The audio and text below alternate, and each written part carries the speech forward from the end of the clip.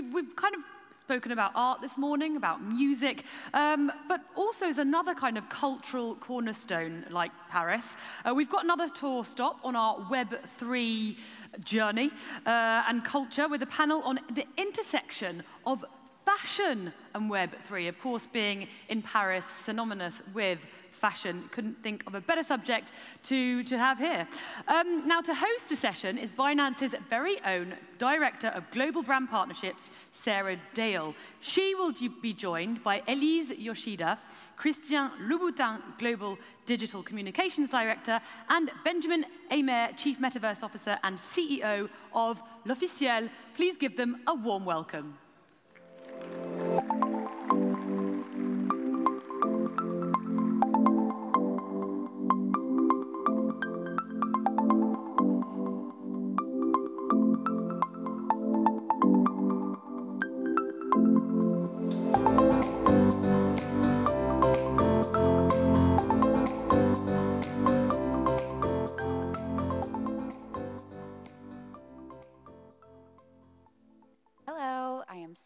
I'm part of the Global Brand Partnerships team here at Binance, and I'm really excited to be joined on this stage with Elise Yoshida, fashion professional and digital comms currently at Christian Louboutin.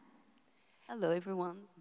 And nice Benjamin Eymere, the CEO of L'Officiel Fashion Magazine, and the first ever Chief Metaverse Officer at a listed company on the New York Stock Exchange. Welcome. Thanks for being here. Thank you. Have you guys ever crossed paths before today? No, actually, we were wondering how come we've been, both of us in the fashion industry for so long. No, first time. Thank you, Binance, for allowing me to meet you. That's great, and thank you for having us. No, Web3 is great. Look, I get to speak right after Maria Sharapova. That's pretty impressive because I like tennis, so let's see where that takes us. Well, I ask because the intersections that we come across are quite amazing, and especially the intersection of fashion and technology has created this new revolution, so to speak. And at that intersection, we're really blurring the lines between virtual and real world, and that's also really expanded our creative abilities, right, to beyond what is tangible reality today. And you could say that fashion hasn't just entered the metaverse. It is a core pillar of that new realm, and as a result, we're seeing this democratization of fashion, from diversity to decentralization to e-commerce to sustainability, community. The list goes on, but I think those are some of the core tenets of this new space that we're in, right? And I think Web3 has so many applicable uses across so many industries. But Benjamin, I'll give you the first question. But what exactly do you think Web3 means to fashion at this stage? Vast question, but I think that there's two key aspects.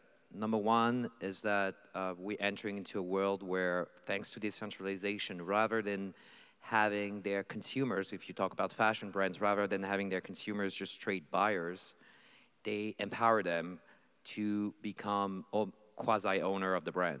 If I buy an NFT from a brand, which is attached to a physical clothes or not, at the same time, I get to maybe go to a fashion show, I get to get a discount in a store. So in a way, it's a parallel between being a shareholder. Would you rather be a shareholder of LVMH, or would you rather be an NFT holder of an LVMH brand? So there's a competition between wanting to become a shareholder of a listed company and wanting to become an NFT holder of that listed company, which is something that I'm working a lot at within my role at AMTD. The second aspect to it is, think of the margin. If the luxury brand is defined by 50 to 60% margin, with an NFT or with a fashion skin, once you've developed the cost of creating the skin, the creative cost and the marketing associated to it, you're talking about 100% margin, which is what luxury brands are tending to reach. I mean, you work for Louboutin. If tomorrow Louboutin reach 100% margin thanks to your NFT program, I'm sure your CEO will be pretty happy. Probably so, yeah. Well, at least from an outsider, we see fashion as highly innovative, and you may tell me otherwise in a moment, but so do you think that the evolution toward Web3 is really inevitable? Yeah, well, allow me to just nuance what you said. Fashion is obviously innovative in everything creative that they do, contents, but when it comes to tech, it's a bit of a hurdle, I have to say. I have lived through the beginnings of e-commerce and social media, and I have to say that for fashion, and especially more so for luxury brands, it was complicated.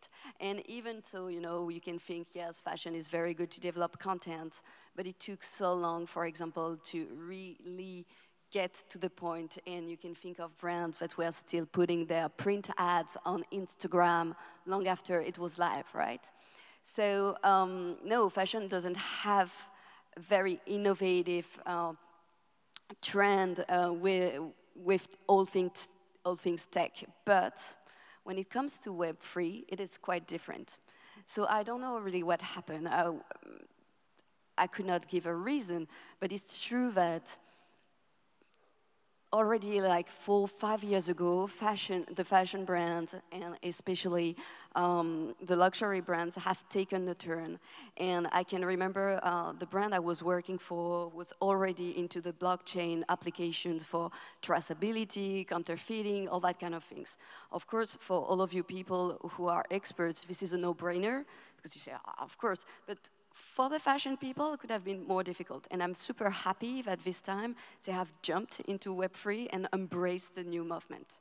Yeah, I think your point is pretty solid because think about provenance. You know, we've all in Web3 and blockchain, we all understand the need for provenance. But if you're about to sell a $10,000 bag, which has a special lizard skin, sorry for the terrible example, maybe you want to have the provenance of the lizard. And you want to understand where is this lizard from, how has it been killed, how does it work, and potentially I might accept to buy a lizard skin bag. If I don't know how the lizard is killed. Maybe you don't want to know that. It's obviously it's a disruptive example, but provenance works for rare skins as well. So there's multiple usage within the fashion and the luxury industry that you guys we don't know, but blockchain is revolutionizing the notion of luxury. Notion of luxury was just a promise. Yeah, I promise you my bag's great. I've been doing it for 100 years. Great. Now, I'm not promising you, I'm proving you that my bag is great. And the difference between promising and proving is probably the new notion of luxury where it's heading. So it's a revolution. Would you say that that's the main driver that's pulling fashion into Web3? Or what is it about Web3 that is that natural attraction for fashion? Well, I mean, I think there's two things. I think provenance is a very good point and very solid. What I'm buying is worth the price I'm paying for. That's number one. Number two is a luxury brand is a content brand. And they used to have content around print magazine. That's my past. Then they had content about influencers. That's the past of many people now. And now there's this like 3D immersive content, new creation that empowers people to co-create with the brand. So it's back to what I was saying earlier. It's like empowering consumers to be active consumers and to become co-creators of objects, of items. And the last point is the 100% margin product. Of course. Elise, it seems that the value that Web3 can bring to brands is pretty straightforward, but what can Web3 bring to users and fans? Yeah, that's precisely what we're trying to think about.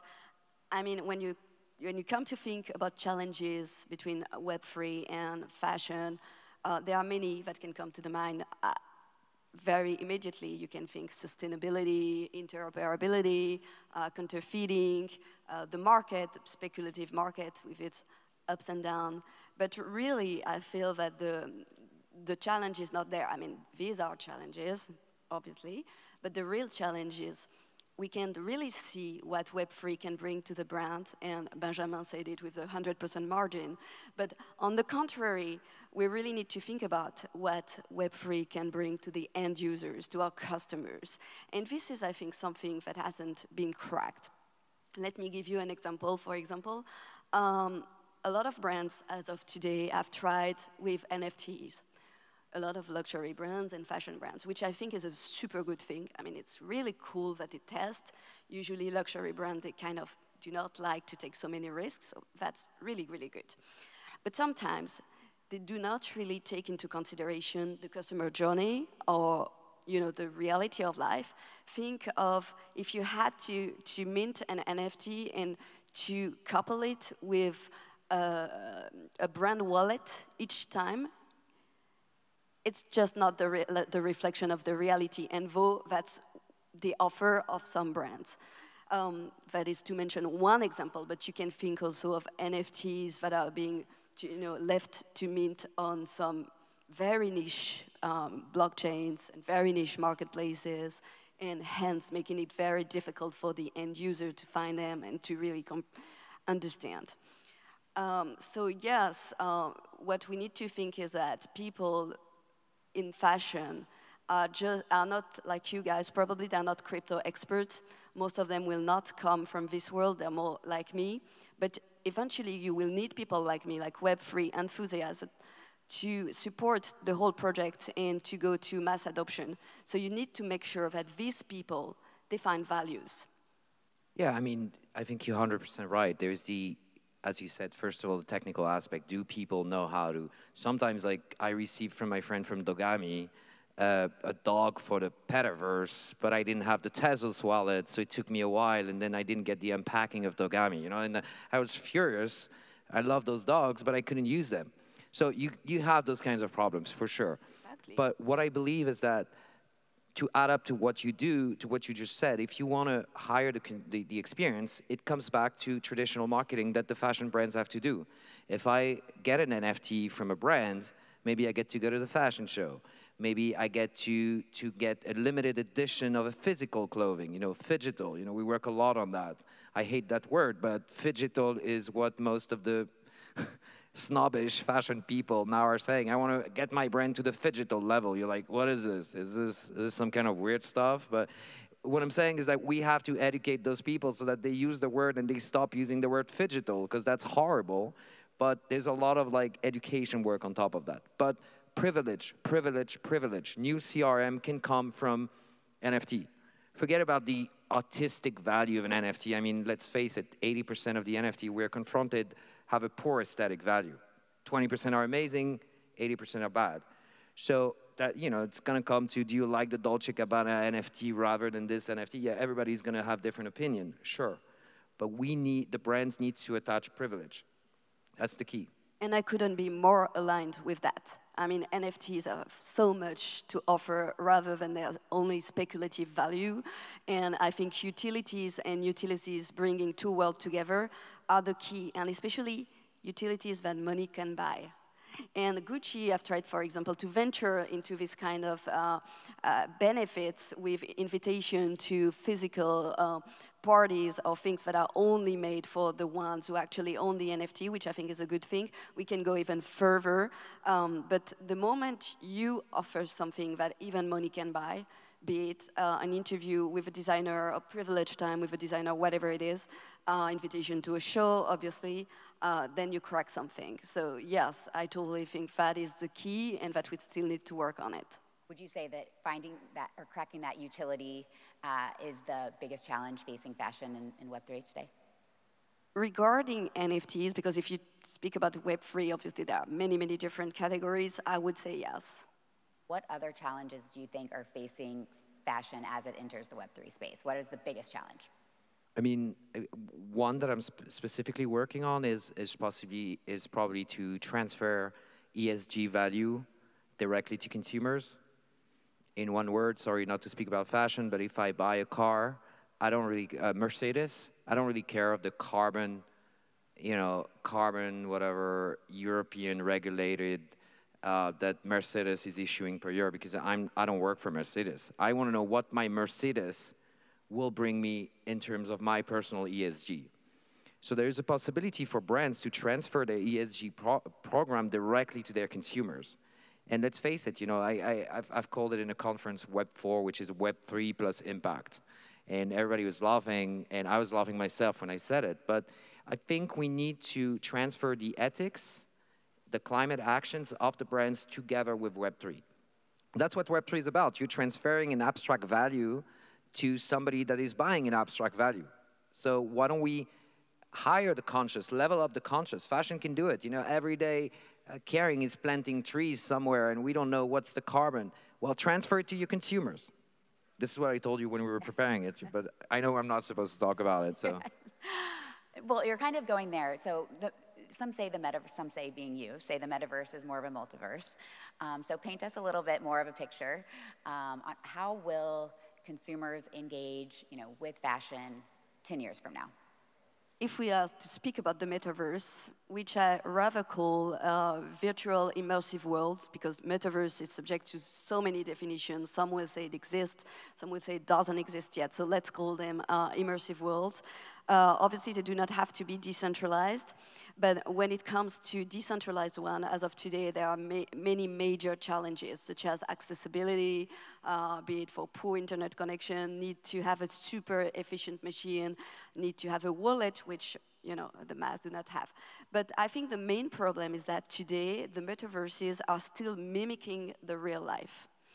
I don't know if it's by lack of imagination of what could be done or any other reasons, but I feel that we are not going to the metaverse to do the same thing that we are doing in the real life. And that's also worth for people in fashion. Take e-commerce. We are all saying that metaverse is the future of e-commerce. But as of today, if I want to buy a pair of Louboutin, I have to say that it will be much more smoother and efficient to go onto their website, rather to go in that kind of metaverse, which I can only access if that and that parameter is completed, and try to find the place and go into their virtual, you get my point. So I feel that and again, that's the same point as NFT, we need to put ourselves in the shoes of the end users to ask ourselves, what's the job to be done, and how can metaverse do this job? And once we crack that, then offer an experience that is different from the real life experience. Otherwise, people will come once, maybe out of curiosity, but they won't come again. And that's what you want to do eventually. Yeah, that's actually a very good point. I have another, sorry, just another little story. It'll be short, but I'm a board advisor on a company called Transcend, which is just being released, and we were working on how to integrate Louboutin shoes within an e-commerce, metaverse e-commerce offer. And as a joke, we said, why don't we put some kinds of like superpowers on the Louboutin shoes? So we'll just imitate real life, but we'll add crazy powers. And then it became the supercharged, supersonic shoes, which comes from my son who gave me that word, supersonic. And all of a sudden, you could fly in any metaverse with your Louboutin. So rather than coming out of like a Ferrari in London, you get to be Wonder Woman in the metaverse. So I think you can bring the products to a different dimension with that idea of like digital craftsmanship. So the brands have worked their clothes not in a thinking of where's the craft, but the craft is in the code. And I think that's a massive evolution for fashion, is that now you get to create your craftsmanship by writing a code. So the coders replace the couture studio. Haute coders. Haute couture, haute coders. Terrible joke, but you get it. Yes, we get it. Thank you. Well done. But it's true that there was this study lately that they were asking young Chinese people, if you had on top of your current revenue, if you had another $10,000, what would you do with it? And I think it was 53%, sorry, I don't have my source here, that said I would buy a sophisticated avatar, which means an avatar probably with supercharged, how do you call them? Supersonic Louboutin shoes. I would vouch for that, obviously. So digital fashion is one way that we can add value, but as of today, again, we're still not there yet. It's a promise of a new world, and it's super interesting. Also, lots of creativity here, which is what we know how to do in fashion. What is, Elise, the thing that you have brought to Web3 through Louboutin or any of your prior places of employment that you're most proud about?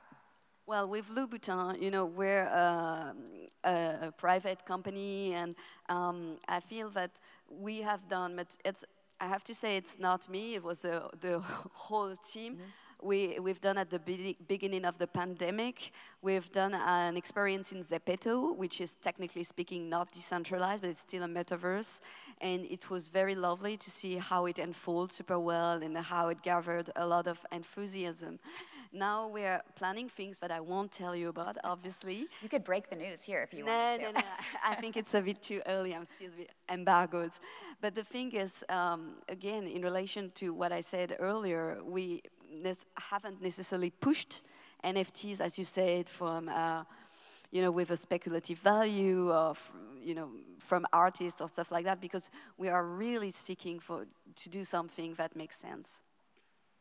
Well, I could probably talk forever about fashion and the metaverse, but all good things must come to an end. For your final comments, what advice would you give brands or users who are thinking about just starting their Web3 journey? I'll start with you, Benjamin. Wow, that's... No pressure. We have 5 minutes to answer that question. That's a lot of time. Well, first of all, I mean, I do give advice to brands sometimes when they ask me, and I tell them to, first of all, educate their team, because when you actually think of the reality, you know, when we're talking about massive PR, marketing, creative teams that have no idea what we're talking about. They've seen it, they've understood it, but you know, Elise is probably an exception within what we're talking about. A lot of like Chief Metaverse Officer flowering everywhere in those companies, but they are marketing people that change their title, just like me, by the way. And so I think that, first of all, educate your team, and then disrupt it. You know, disrupt based on your real value. You know, if you wanna bring a real life artist and do some kinds of NFT, fine. If you think that's the right thing to do. If you want to transfer carbon to your consumers with a crazy project that I'm doing, come and see me. If you feel, I mean, I'm going to tell you what I'm doing for L'Officiel, maybe because I haven't talked about L'Officiel. I've talked about many other people, but for L'Officiel, what I'm doing is that I'm taking 800,000 fashion images. I protected them under a blockchain. We have created a code for each pixel, and we're creating an AI that's going to be able to produce over 1 billion skin per year. So I'm working on supersonic fast fashion. You know, designers said I have to do 8 collections. That's a lot. We're going to do the equivalent to like 1.5 million fashion collections per year, thanks to the AI. So, and I don't want my skins to be worth $1,000. I want them to be worth 1 cent. But 1 cent times 1 billion starts to be a bit of revenues. Nice. And for me, I think, well, you clearly understood it from our speech, but I would strongly advise brands to put themselves in the end user's shoes, and not necessarily the ones that is on Discord all the time, or on Telegram or Twitter, but just a regular fashion lover, and understand what it means and what is their value proposal for them. I think that's, and probably not listen to the agencies or to anyone who want to make money out of them and propose them everything and nothing. Awesome. Well, thank you both for being here. And I will look for the breaking Louboutin news in Web3. And Benjamin, give me a call for your supersonic shoes. Thank you.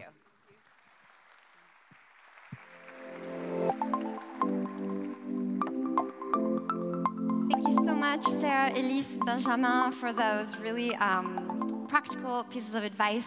So if you're in fashion, I hope you can make those actionable and put those into place.